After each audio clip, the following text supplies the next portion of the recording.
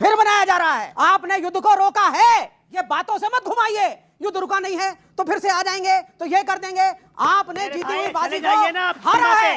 पहले कहते थे घुस जाएंगे अंदर, तोड़ देंगे बलूचिस्तान, सिंध अलग, पीओके हमारा, अखंड भारत, भारत ही भारत। और अब क्या कहते हैं, न्यूक्लियर पावर है, 4 दिन तक हम उससे एंगेजमेंट में रहे, चाइना उसके साथ है, फिर भी हम मजाक उड़ा रहे भारतीय सेना के। हमने मसूद अजहर को आतंकवादी घोषित करवा लिया, चीन नहीं रुकवा पाया। हमने यूनाइटेड नेशन से हाफिज सईद को आतंकवादी घोषित करवा लिया, चीन नहीं रुकवा पाया। प्रधानमंत्री नरेंद्र मोदी जी, जवाब तो अमेरिका को बताओ कि ये इंदिरा जी वाला अगर शर्म आ रही इंदिरा जी का नाम लेते हैं। 93,000 छोड़े, 54 वापस क्यों नहीं लिए? ये किस बात पे हुक्म? अरे बेहुदेपन की हद है यार। नमस्कार, जय हिंद, वंदे मातरम। दोस्तों, स्वागत है आप सभी का हमारी एक नई धमाकेदार डिबेट वीडियो में। दोस्तों, आज की डिबेट वीडियो बहुत ही ज़्यादा मज़ेदार होने वाली है, क्योंकि आज की डिबेट वीडियो में लेफ्टिस्ट नेता विवेक श्रीवास्तव और सपा नेता अमित जमाई को सुधांशु त्रिवेदी जी ने बहुत ही बुरी तरह धोया, जो कि देखने लायक था। वीडियो को लास्ट तक जरूर देखिएगा और अगर आप हमारे चैनल पर नए हैं तो हमें सब्सक्राइब करके सपोर्ट जरूर करें। तो चलिए आज की इस धमाकेदार डिबेट वीडियो को शुरू करते हैं। देखिए, हमने 2016 में सर्जिकल स्ट्राइक की तो क्या किया?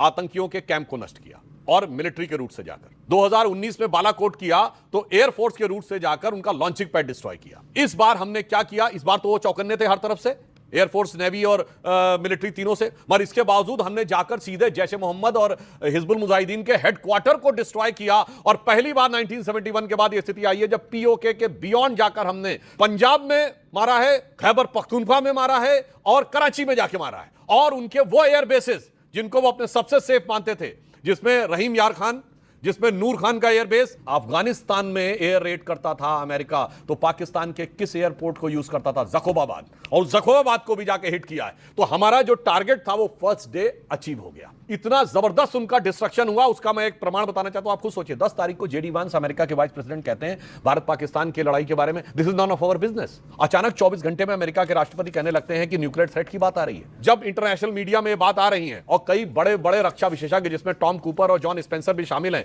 जिन्होंने कहा है कि जो सरगोदा एयरबेस है वहां पे न्यूक्लियर फैसिलिटी के ऊपर इंडिया का हिट हुआ है। और मैं दर्शकों के लिए भी बता दूं, न्यूक्लियर वेपन्स किसी कमरे में सजा के नहीं रखे जाते हैं जैसे कोई शोरूम में रखे हों। ये जमीन से 30-40 मीटर नीचे जाके बंकर में रखे जाते हैं। सिन्हा साहब को बेहतर पता होगा, इसलिए मैं कहता हूं उसके एंट्री एग्जिट पॉइंट 2 ही होते हैं।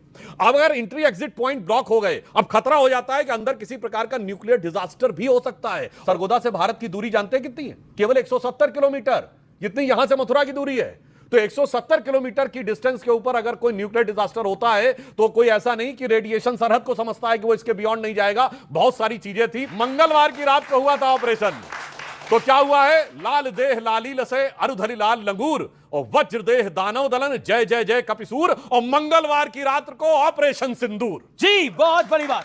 मंगलवार की रात को ऑपरेशन सिंदूर। पेंटागन के पूर्व अधिकारी माइकल रूबिन के कह रहे हैं सीज फायर के लिए पाकिस्तान डरे हुए कुत्ते की तरह भाग रहा था, सीज फायर के लिए, युद्ध को रुकवाने के लिए। लेकिन कांग्रेस को यकीन क्यों नहीं है कि मोदी के नेतृत्व में भारतीय सेना ने अपना पराक्रम दिखाया है। सीज फायर का अगर हम हिंदी में ट्रांसलेशन करेंगे तो होता है युद्ध विराम। यहां 10 साल से आपका उल्लू मूर्ख बनाया जा रहा है, फिर बनाया जा रहा है। आपने युद्ध को रोका है, ये बातों से मत घुमाइए।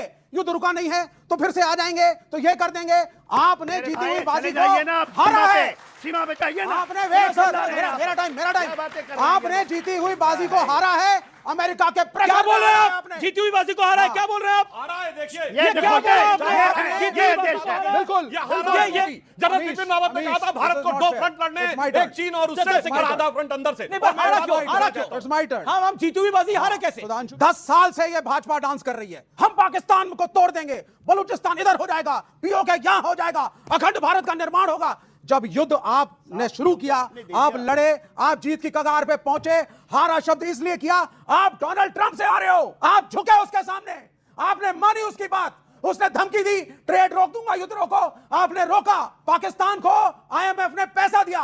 कभी सुना है आपने कि युद्ध विराम के लिए एक देश को, जिस शाम को युद्ध विराम होना चाहिए, सुबह सुबह साहब गिफ्ट पैकेज दिया जा रहा है? पाकिस्तान कह रहा है मेरे टर्म्स एंड कंडीशंस पे हुआ। इंटरनेशनल मीडिया कुछ और कह रहा है। भारत की नाक झुकी है। एक सेकंड इस पार्टी की वजह से झुकी है। बार इस युद्ध सरकार हारा की है, वजह से झुकी है। बार युद्ध हारा है। देखिए एक सेकंड यह है, भारत सरकार ने कहा हमने पाकिस्तान को मारा, सेना ने फोटो वीडियोस भी दिखाई, उसके बाद भी हमारे देश के नेता सबूत मांगते हैं। ऐसा क्यों है सर? ऐसा क्यों है? सबूत क्यों मांगे? विवेक श्रीवास्तव आपका जवाब, फिर मैं आपको बता रहा हूं, फिर इस तरह मारूंगा। क्योंकि ये सरकार 10 साल से गिमिक्स करके भावनाएं भड़का रही है। जब हम कहते थे शांति रखिए, बातचीत करिए, तो कहा जाता था how can we talk to Pakistan, why should we talk to Pakistan. आज सीज फायर कर रहे हैं, आज कह रहे हैं वो भी न्यूक्लियर देश है। पहले कहते थे, सुन लीजिए 10 सेकंड, पहले कहते थे घुस जाएंगे अंदर, तोड़ देंगे बलूचिस्तान, सिंध अलग, पीओके हमारा, अखंड भारत, भारत ही भारत। और अब क्या कहते हैं? न्यूक्लियर पावर है, 4 दिन तक हम उससे एंगेजमेंट में रहे, चाइना उसके साथ है, फिर भी आप मजाक उड़ा रहे हैं भारतीय सेना का। नहीं, this is not a comedy show boss. एक सेकंड। अगर सबूत मांगने वाले लोग आंख से इतने अंधे हैं कि पाकिस्तान की आर्मी उस जनाजे में शामिल है जहां एक आतंकवादी जनाजा पढ़ा रहा है, न्यूयॉर्क टाइम्स सैटेलाइट की पिक्चर जारी कर रहा है, इतने अंधे लोग इस देश में हैं जिनको सबूत नहीं दिख रहा कि चारों तरफ ड्रोन उड़ रहा है। आपको सबूत नहीं दिख रहा कि चारों तरफ ड्रोन उड़ रहा था पाकिस्तान का और हमारी आर्मी को मार गिरा रही थी। आपको भरोसा मोदी पे ज्यादा है या पाकिस्तान पे ज्यादा है? जब मेरे प्राइम मिनिस्टर ने युद्ध डिक्लेयर किया, कांग्रेस, सपा, लेफ्ट सब खड़े थे प्राइम मिनिस्टर के साथ, सरकार के साथ। हम भारत में एक थे, लेकिन डोनाल्ड ट्रंप आकर के सीज फायर करेगा, ये हम नहीं करेंगे। इन्होंने क्या ट्रंप का लास्ट स्टेटमेंट नहीं सुना? उसने साफ कहा मैंने कोई मीडिएशन नहीं किया। पाकिस्तान को तो हमने घर में घुसकर सबक सिखा दिया है, लेकिन मेरा सवाल सर सुधांशु सर आपसे है, मेरा सवाल है कि सर चीन का क्या करना है? लगातार चीन पाकिस्तान के साथ नजर आता है। अच्छा, तो इस पे क्या सवाल? इसमें इसमें भारत सरकार और भारतीय सेना की क्या प्रतिक्रिया है इस पर? ठीक है, चीन के सवाल सुनकर विवेक की बहुत परेशान हो गए हैं। ये जो विवेक जी खड़े हैं ना, इनकी पार्टी ने 1901 धड़ा था जिसने 1962 के युद्ध के समय चीन का समर्थन किया था। उसने कहा था चीन आगे हम पे कब्जा कर ले तो अच्छा होगा। इसी मुद्दे पे सीपीआई और सीपीएम डिवाइड हुए थे। कोई जाके चेक कर ले, communist party of India Marxist और communist party of India divide. अब मैं चीन पे बताता हूं जो हमने चीन के साथ किया है। अब एक बात बताना चाहता हूं, जिस समय हम लोगों का, हमारी सरकार आने से पहले होता था तो एक सोवियत संघ और एक दो देश हमारे साथ खड़े होते थे, बाकी पूरी दुनिया उनकी तरफ।